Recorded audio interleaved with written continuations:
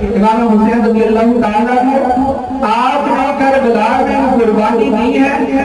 آج ہمارے ذہنوں میں کیا ہے کہ 10 محرم کو سبیل لگاؤ, 10 محرم کو لنگر بکاؤ, دیگے بانٹو, بس یہی کام ہمارے ذہنوں میں رہیں گے.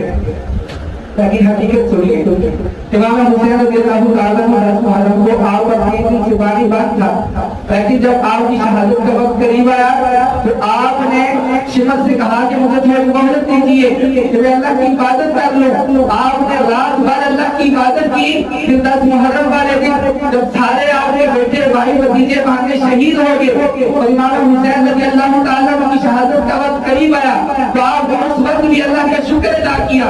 اور پھر جب آپ کا سر کرم ہو گیا, دشمن نے آپ کے سر کو کاٹ کر نیزے پر رکھا, تو اس وقت بھی آپ کی زبان پر تلاوت قرآن تھی. آج کا مومن امام حسین رضی اللہ تعالیٰ عنہ کے نام کی سبیلت لگا